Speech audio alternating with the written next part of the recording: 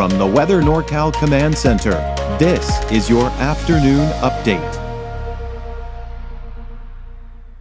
You want to go where to buy a new refrigerator? Steve's A to Z Appliance in Cottonwood?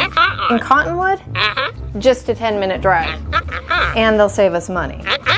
New and used, honest, reliable, factory-trained repair service and parts, and they'll save us money. And dispose of this thing? We gotta make the short drive to Steve's A to Z. Thanks, hon. Steve's A to Z Appliance, front and main streets in Cottonwood. Drive a little, save a lot. Well, happy Thanksgiving to you all. I hope you're having a great day so far. You know, I can almost smell all of the houses with the turkey and the stuffing and all of the great scents that come with Thanksgiving Day. I hope you're having a great time, hoping you're able to spend this day, some quality time with some friends and family, as it's a day to kind of reflect and give thanks to those in your life, to the things that you have in your life, and of course, just a great day to celebrate with loved ones.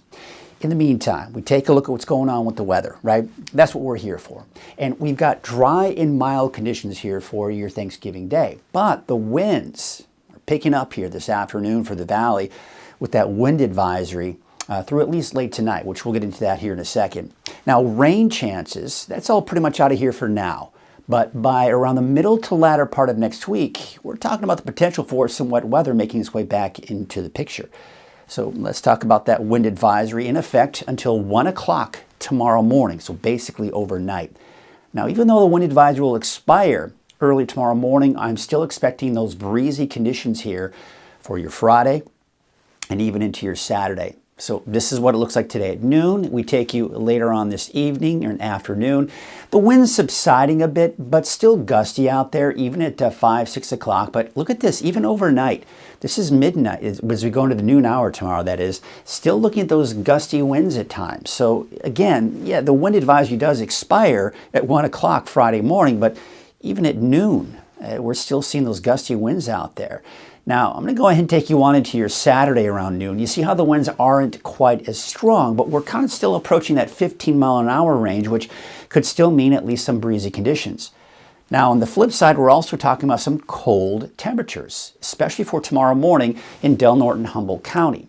But one thing to remember is even though there's that freeze watch here for Del Norte, Humboldt County, Siskiyou County, Trinity County, Modoc, even pretty much all of the mountain locations are most likely going to see those freezing temperatures. So you just need to be aware of that for all locations. It's just Del Norte and Humboldt County where we're seeing that advisory. Okay, so you think about the 4 Ps. You know, I remember back in the day when it's just the 3 Ps, but there's a 4th element in there that needed to be added. And quite honestly, I can't believe we didn't think about it in the first place. So first, if you got the pipes, make sure that all your pipes, outdoor pipes in particular, are protected, insulated, to make sure that they don't freeze and then burst. Any outdoor plants that are sensitive to those cold temperatures, bring them inside or cover them. Pets, make sure your pets are okay. Make sure that they've got a warm shelter. If not, bring them inside. And people, make sure that your loved ones are taken care of as well during these cold temperatures.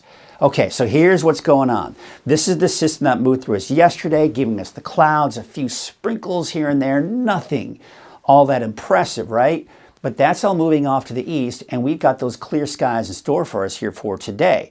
So when we look at Futurecast, we've still got sunny skies this afternoon, this evening. We take you into your Friday, still looking at those sunny skies as well. But again, keep in mind, it's still pretty breezy for many of us in the valley. Even on Saturday, despite, of course, the fact that we will still be looking at sunny skies on Saturday. Okay, now we're going to take you through the rest of the weekend and into next week. So still dry at least through Wednesday of next week. And I'm beginning to see more agreement in the long-range forecast models that sometime around Thursday, we'll at least begin to see that potential for rain moving on in.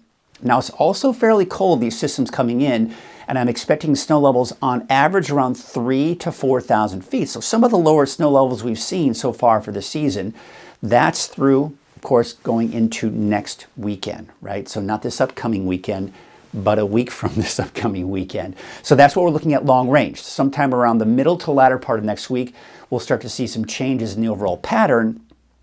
and looks like better chances for some wet weather in the forecast. But look at these wave heights. They are getting really high. And one of the things to really take note is we're also seeing those wave heights get pretty high, especially as we go into Friday night into Saturday along the coast. And as a result, there actually is a beach hazard statement for Friday evening through Saturday evening. Now, typically with this, we have the risk for what are known as sneaker waves. Now, for those of you who don't know what that is, think of it this way. You're looking at the beach, you're seeing the waves kind of coming and going, nothing looks all that different. But every once in a while, you get this big rush of water that comes in, and it can surprise you and sweep you out. And, grab a hold of you if you're out on the rocks, if you're out on the kind of along the shoreline. That rush of water can come in by surprise, and they can be very dangerous. So just be aware of that. In situations like that, you just don't want to turn your back to the ocean. Okay, so here's what it looks like today. We've got those temperatures in the mid 60s. So it's, it's dropping. Temperatures are dropping slightly, but especially as you head to the south, those temperatures may get closer to those upper 60s, maybe even around 70. But with that north wind, it kind of tends to keep things a little bit cooler, especially for the north end of the valley. Temperatures quite chilly off in the eastern mountains. Look at Lassen Park, only 39 for that daytime high. Otherwise, mainly in the 40s for the eastern mountains and Modoc County, not to mention Siskiyou County as well. For Trinity County, low 60s. That's also the case for the inland, and upper 50s for your daytime highs today along the coast.